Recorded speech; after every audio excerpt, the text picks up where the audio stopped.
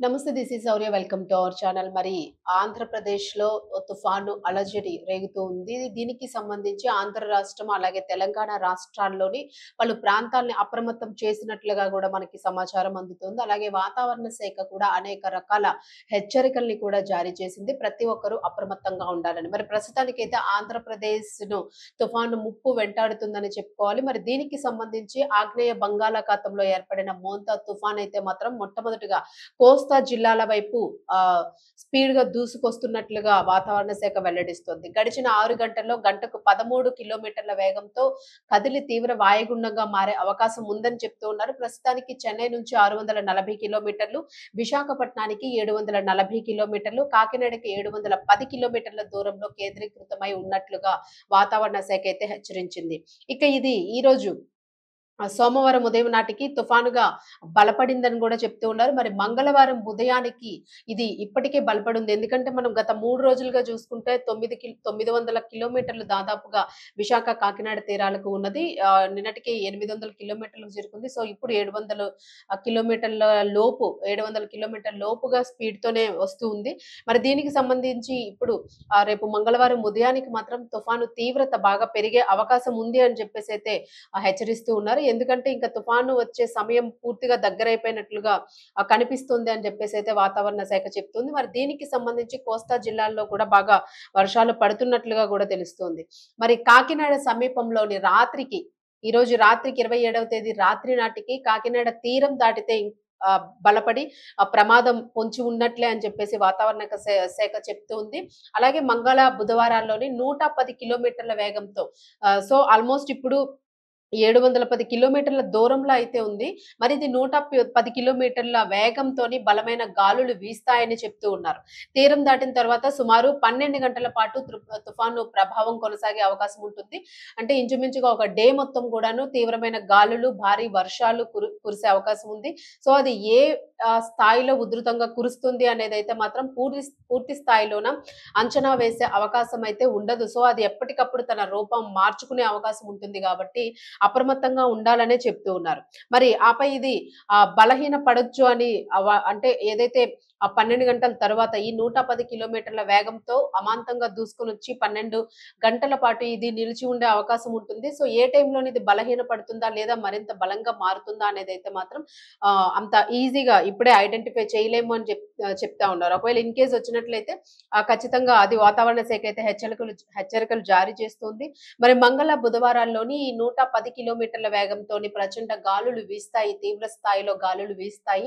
పిడుగులు పడే అవకాశాలు కూడా ఉంటాయి. అలాగే ఆ కట్టలు కూడా తెగిపోయే అవకాశం ఉంటుంది అని చెప్పేసైతే మాత్రం హెచ్చరికలు జారీ చేశారు. అలాగే ఇప్పటికే పల్లపు ప్రాంతాల్లో కూడాను ఎవరు ఉండకూడదు, బయటికి రావద్దు అని చెప్పేసైతే హెచ్చరికలు జారీ చేయడం జరిగింది.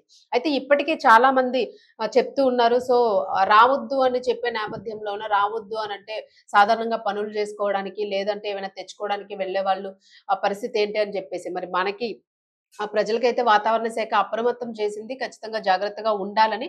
సో, అది కొంత మన చేతుల్లో గూడా ఉంటుంది. తుఫాను తీవ్రత ఎక్కువుంది గాబట్టి ప్రజలు కూడా అప్రమత్తంగా ఉండాల్సిన పరిస్థితి అయితే కనిపిస్తుంది అని చెప్తున్నారు. ఎందుకంటే ఈ తుఫాను నేపథ్యంలోని ఖచ్చితంగాను ప్రాణ నష్టము, ఆస్తి నష్టము భారీగా జరిగే అవకాశం ఉంటుంది కాబట్టి అప్రమత్తంగా ఉండాలనే చెప్తూ ఉన్నాయి. మరి తుఫాను హెచ్చరికలతోని ఈవేళ ముఖ్యంగాను ఈ రోజు నుంచి కూడాను 7 జిల్లాల్లోని రెడ్ అలర్ట్‌నైతే ప్రకటించడం జరిగింది. రెడ్ అలర్ట్‌ని ఆల్రెడీ జారీ చేశారు. అంటే అవి అత్యంత ప్రమాదంగా ఉన్న స్థాయిలో ఉన్నట్లుగా మనకు తెలుస్తోంది. మరో 16 జిల్లాలకు ఆరెంజ్ అలర్ట్‌ని ఇచ్చారు. సో, దీని తర్వాత ఏదైతే 7 జిల్లాలున్నాయో దీని తర్వాత ప్రమాద స్థాయిలోని మరో 16 జిల్లాలు ఉన్నట్లు తెలుస్తుంది. అలాగే మరో 3 జిల్లాల్లోని యెల్లో అలర్ట్‌ని జారీ చేసినట్లుగా కనిపిస్తుంది. సో, ఇది ప్రమాద స్థాయి ఆహ్, తక్కువ ఉన్నట్లన్నమాట. 3 యెల్లో అలర్ట్ అంటే ప్రమాద స్థాయి ఉంటుంది గానీ అంత ఉండదు. కొంచెం అప్రమత్తంగా అయితే ఉండాలి అని. ఇక మంగళవారం 14 జిల్లాలకు రెడ్ అలర్ట్, అలాగే 8 జిల్లాలకు ఆరెంజ్ అలర్ట్, మరో 4 జిల్లాలకు యెల్లో అలర్ట్‌ను జారీ చేశారు. ఎందుకంటే ఇప్పటికి ప్రస్తుతానికి ఉన్న నేపథ్యంలోన 16 జిల్లాలు ప్రమాద స్థాయిలో ఉన్న వాటికి రెడ్ అలర్ట్‌ని ప్రకటించారు. మరి ఇది తరువాత మరుసటి రోజుకి మరింత 12 గంటల పాటు ఉండే అవకాశం ఉంది అనంటే, సో తగ్గే అవకాశం ఉండొచ్చు అని జెప్పేసిన నేపథ్యంలోని 14 జిల్లాల్లో రెడ్ అలర్ట్, అలాగే 8 జిల్లాల్లో ఆరెంజ్ అలర్ట్, మరో 4 జిల్లాల్లోని యెల్లో అలర్ట్‌ను జారీ చేశారు. తుఫాను ప్రభావంతో సముద్రం అలజడిగా ఉంటుందని మత్స్యకారులు గురువారం వేటకు వెళ్ళొద్దని గూడా సూచించారు. సో ఆల్రెడీ ఇప్పటికే లోపలికి వెళ్ళిన మత్స్యకారులను బయటకు తీసుకొస్తున్నారు అని జెప్పేసి మనకి వాతావరణ శాఖ నుంచి అందిన సమాచారాన్ని మనము అప్డేట్ చేస్తూనే ఉన్నాం. మరి ఈ నేపథ్యంలో విశాఖపట్నము, గంగవరము, కాకినాడ, మచిలీపట్నం, నిజాంపట్నం, కృష్ణపట్నము పోర్టుల్లోని 1 నెంబర్ ప్రమాద హెచ్చరికలనైతే జారీ చేశారు. ఎందుకంటే 1 నెంబర్ అంటే ఖచ్చితంగా అసలు ఆ వైపు వెళ్ళకూడదు అనే పరిస్థితి అన్నమాట. ఎందుకంటే అన్నీ గూడా సముద్ర తీర ప్రాంతాలు గాబట్టి ఖచ్చితంగా ఎవరు కూడాను అక్కడికి వెళ్ళాల్సిన పరిస్థితి లేదు. వెళ్ళొద్దు అని జెప్పేసైతే పూర్తి స్థాయిలోన హెచ్చరికలు జారీ చేసినట్లుగా తెలుస్తుంది. మరి తుఫాను హెచ్చరికలతోని సహాయక చర్యల కోసం 9 ఎన్డీఆర్ఎఫ్, 7 ఎన్డీఆర్ఎఫ్ బృందాలు జిల్లాల్లోనే సిద్ధం చేశారు. దాదాపుగా 16 ఎన్డీఆర్ఎఫ్ బృందాలనైతే సిద్ధం చేసినట్లుగా మనకి ఇక్కడ తెలుస్తుంది. మరి ప్రజలను బయటకు రావద్దని, ఇంట్లోనే జాగ్రత్తగా ఉండాలని సూచిస్తున్నారు అధికారులు. సో బయటికి రావాల్సిన అవసరం ఉంది అంటే కొంతమంది కామెంట్స్ లో తెలియజేస్తూ ఉన్నారు.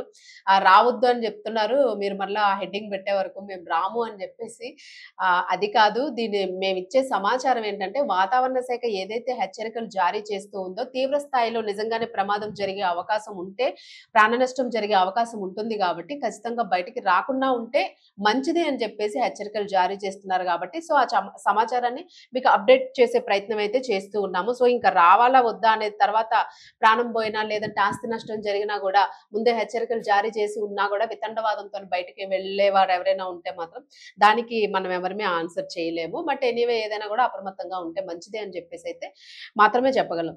సో అలాగే ఇవాళ ఈ రోజు తీసుకుంటే 27వ తేదీకి డాక్టర్ బిఆర్ అంబేద్కర్ కోనసీమ, కాకినాడ, పశ్చిమ గోదావరి, కృష్ణా, బాపట్ల, ప్రకాశం, నెల్లూరు జిల్లాలతో పాటు యానాంలో అతి భారీ నుంచి అత్యంత భారీ వర్షాలు పడే అవకాశం ఉందని కూడా తెలుస్తుంది. అలాగే శ్రీకాకుళం, పార్వతీపురం, మన్యం, అల్లూరి సీతారామరాజు, విజయనగరం, విశాఖపట్నం, అనకాపల్లి, తూర్పు గోదావరి, ఏలూరు, ఎన్టీఆర్, గుంటూరు జిల్లాలు, పల్నాడు, తిరుపతి, విజయనగరం, విశాఖపట్నం, అన్నమయ్య, వైఎస్ఆర్ కడప, నంద్యాల జిల్లాల్లోని భారీ నుంచి అతి భారీ వర్షాలు కురుస్తాయని చెప్పేసి అయితే హెచ్చరిస్తూ ఉన్నారు. అలాగే కర్నూలు, శ్రీ సత్యసాయి, అనంతపురం జిల్లాల్లో కూడా భారీ వర్షాలు పడే ఛాన్స్ ఉంది అని చెప్పేసి అయితే అధికారులు చెప్తూ ఉన్నారు. సో మరలా ఒకసారి రిపీట్ చేస్తూ ఉన్నాను. భారీ వర్షాలు అంటే ఏదైతే రెడ్ అలర్ట్స్ ని జారీ చేసి ఆరెంజ్ అలర్ట్స్ ని జారీ చేశారో అలాగే 1 నెంబర్ హెచ్చరికల్ని జారీ చేసిన జిల్లాలు ఏవైతే ఉన్నాయో సో వీటన్నిటికీ సంబంధించి శ్రీకాకుళం, పార్వతీపురం, మన్యం, అల్లూరి సీతారామరాజు జిల్లా, విజయనగరం, విశాఖపట్నం, అనకాపల్లి, తూర్పు గోదావరి, ఏలూరు, ఎన్టీఆర్, గుంటూరు, పల్నాడు, తిరుపతి, విజయనగరం, విశాఖపట్నం, అన్నమయ్య జిల్లా, వైఎస్ఆర్ కడప, నంద్యాల జిల్లాల్లో భారీ నుంచి అతి భారీ వర్షాలు పడే అవకాశం ఉంది. సో ఇవన్నీ కూడాను రోడ్లు, కట్టలు ఇవన్నీ తెగిపడే అవకాశాలు ఉంటాయి. లోతట్టు ప్రాంతాల్లో ఎవరైనా ఉంటే మాత్రము అప్రమత్తంగా ఉండే ప్రయత్నం అయితే చేయండి. ఎందుకంటే కొంతమంది ఇప్పటికీ కూడా పూరి గుడిసెల్లోని, పెంకుటిళ్లలోని అలా ఉంటూ ఉన్న వాళ్ళు కూడా ఉన్నారు. సో కాస్త అప్రమత్తంగా ఉంటే మంచిది. అలాగే కర్నూలు, శ్రీ సత్యసాయి, అనంతపురం జిల్లాలో కూడా భారీ వర్షాలు పడే అవకాశం ఉంది అని చెప్పేసి అధికారులు చెప్తూ ఉన్నారు. మరి వారు ఎందుకు అప్రమత్తం చేస్తున్నారు అనేది కూడా మనం గుర్తుంచుకోవాలి. ప్రాణ నష్టం, ఆస్తి నష్టం జరిగే అవకాశం ఉంది కాబట్టి ఖచ్చితంగా జాగ్రత్తగా ఉండాల్సిన అవసరం ఉంది. మరి అలాగే మంగళవారము శ్రీకాకుళం, అల్లూరి సీతారామరాజు, విశాఖపట్నము, విజయనగరము, అనకాపల్లి, డాక్టర్ బిఆర్ అంబేద్కర్ కోనసీమ, తూర్పు గోదావరి, కాకినాడ, పశ్చిమ గోదావరి, ఏలూరు, ఎన్టీఆర్, కృష్ణా, గుంటూరు, బాపట్ల జిల్లాలతో పాటు యానాంలో భారీ నుంచి అత్యంత భారీ వర్షాలు పడే అవకాశం ఉంది అని చెప్తూ ఉన్నారు. సో మనం ముందు చెప్పుకున్నది సోమవారం, ఈ రోజు 27వ తేదీలోని ఇప్పుడు ఆల్రెడీ వర్షాలు పడుతూ ఉన్నాయి.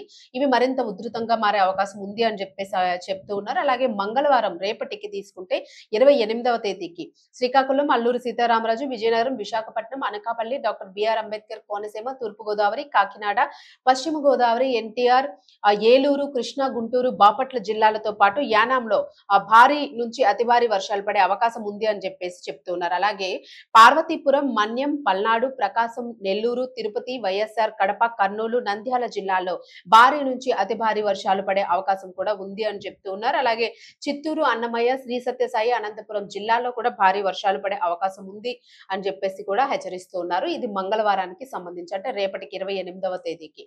ఎందుకంటే డే బై డే బలపడుతూ వస్తుంది కాబట్టి సో ఏ ప్రాంతాలు అప్రమత్తంగా ఉండాలి అన్న దానికోసం. అలాగే బుధవారం 29వ తేదీ గురించి తీసుకుంటే మనకి శ్రీకాకుళం జిల్లా, పార్వతీపురము, మన్యం, విజయనగరం, విశాఖపట్నము, అనకాపల్లి, తూర్పుగోదావరి, కాకినాడ, ఏలూరు, ఎన్టీఆర్ జిల్లాలతో పాటు యానాంలోని భారీ నుంచి అతి భారీ వర్షాలు పడే అవకాశం ఉందని హెచ్చరిస్తున్నారు. అలాగే అల్లూరి సీతారామరాజు, డాక్టర్ బిఆర్ అంబేద్కర్ కోనసీమ, పశ్చిమ గోదావరి, కృష్ణా, గుంటూరు, పల్నాడు జిల్లాల్లో భారీ నుంచి అతి భారీ వర్షాలు పడే అవకాశం ఉంది అని చెప్తూ ఉన్నారు.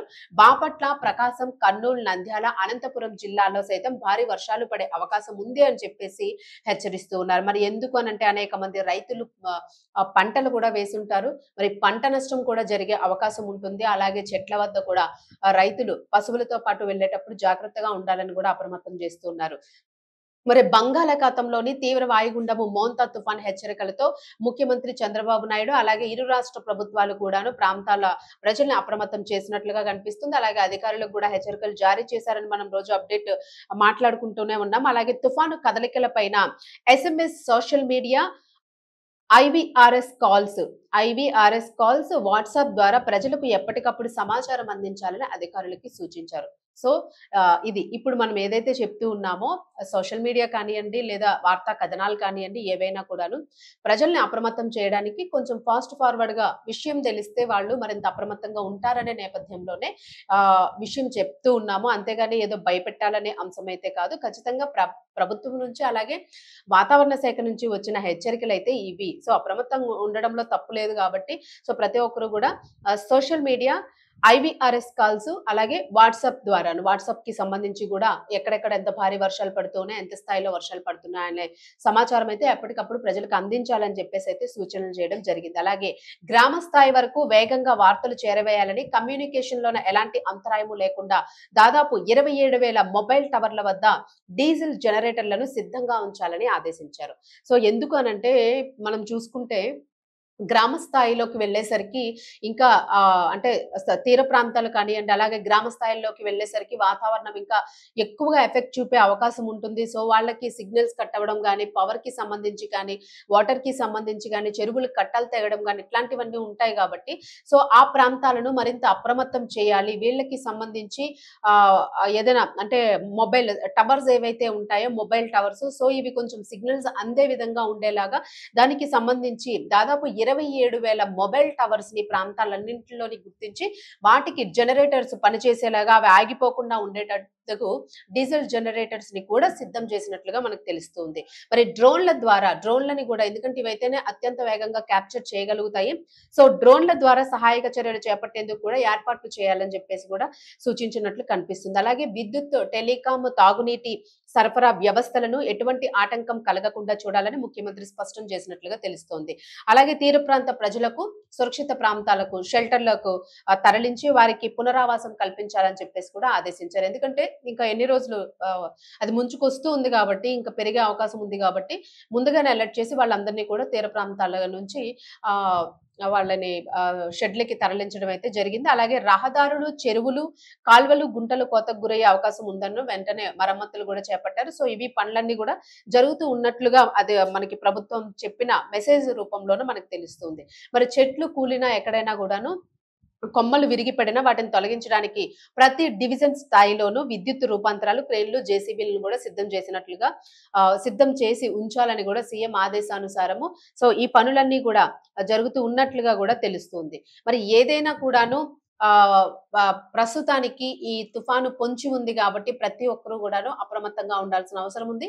ముఖ్యంగా రైతులు అలాగే చిన్న పిల్లలు దూర ప్రాంతాలకు ప్రయాణం చేస్తున్న వారు మనం ప్రతిరోజు అప్డేట్ చేసుకుంటూనే ఉన్నాము. ఇదేదో భయపెట్టాలి అని చెప్పే వార్త కాదు, లేదు వ్యూస్ లైకుల కోసం చెప్తున్న వార్త అయితే కాదు. తుఫానుకు సంబంధించి నిజంగానే ఉధృతంగా వస్తే ఎవరు అలర్ట్ చేయలేదే, ప్రభుత్వం ఎలాంటి చర్య తీసుకోలేదే అని ఇలాంటి ఆరోపణ లేకుండా ముందస్తుగానే ప్రభుత్వం కూడా చేయాల్సిన చర్యలైతే చేపడుతూ ఉంది. సో వచ్చిన తర్వాత ఏదైనా జరిగితే కూడా వాళ్ళకి ఎలాంటి ఎలా అప్రమత్తం చేయాలి, వాళ్ళ ఎలాంటి ప్రాణ నష్టం ఏదైనా జరిగితే దాన్ని ఎలా పూడ్చాలి అన్న దిశలో కూడా ప్రయత్నం చేస్తూ ఉన్నాము అని చెప్తూ ఉన్నారు. సో చూడాలి మరి దీనికి సంబంధించి తుఫానికి సంబంధించి అది ఎట్టి పరిస్థితుల్లోనూ ప్రమాద స్థాయి దాటకుండాను ప్రజలందరూ కూడా సేఫ్ సైడ్ ఉండేలాగా ఉంటే బాగుంటుంది అని చెప్పేసి మనమైతే ఎక్స్పెక్ట్ చేసుకోవాలి. సో దీనికి సంబంధించి అన్ని రకాల ఏర్పాట్లు జరిగాయి కాబట్టి ప్రజలు కూడా అప్రమత్తంగా ఉండి సహకరించగలిగితే సో తుఫాను దాటి నుంచి మనం తప్పించుకునే అవకాశం కొంతవరకు ఉంటుంది.